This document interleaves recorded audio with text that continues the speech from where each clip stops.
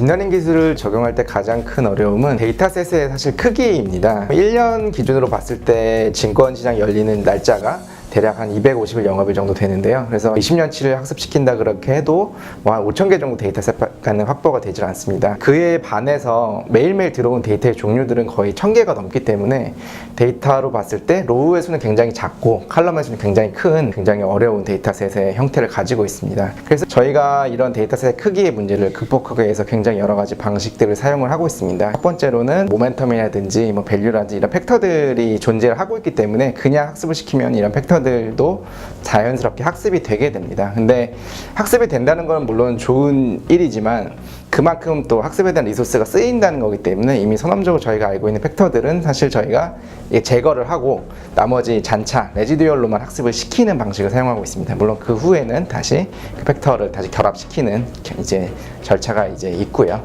그리고 어떤 겐 같은 이제 제너러티브 AI 기술들을 활용해서 데이터를 이제 증폭을 시키고 또 여러 가지 뭐 알고리즘이 또 전처리를 하는 과정에서 이제 사용이 됩니다. 그래서 같은 데이터셋을 최대한 여러 관점으로 활용을 해서 그걸 다시 합치는 그런 식의 방식이 사용되고 있다고 보시면 될 것 같습니다. QAN, 이건 사실은 저희 회사의 이름이 이제 크래프트의 Q와 어떤 겐을 합성시킨 합성어인데요.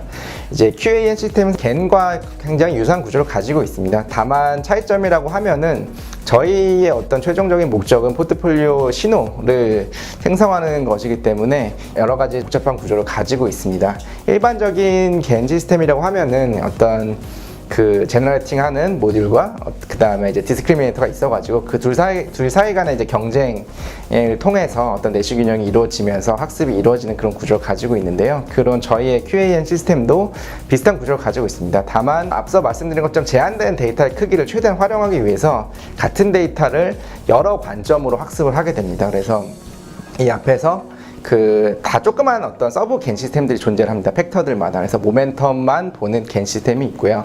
뭐 밸류, 퀄리티, 배당, 프리미엄 여러 가지 잘 알려진 팩터들을 이제 학습하는 어떤 조그만 겐 시스템들이 존재를 하고 거기서 학습된 결과를 이제 또 다른 어떤 상위의 겐 시스템이 이걸 인풋으로 받아서 이제 최종적인 어떤 포트폴리오를 생성하는 시스템의 구조로 되어 있습니다. 그래서 같은 데이터셋을 뭐 모멘텀 관점에서 한번 또 밸류 관점에서 한번 이제 이런 스마트 벡터 관점에서 보고 또 섹터 관점이나 여러 가지 다른 팩터들을 통해서 요소별로 학습을 하고 학습된 요소들의 결과를 가지고 다시 그걸 인풋으로 해서 조합을 하는 또 다른 겐 시스템이 존재하는 구조라고 보시면은 거의 정확할 것 같습니다.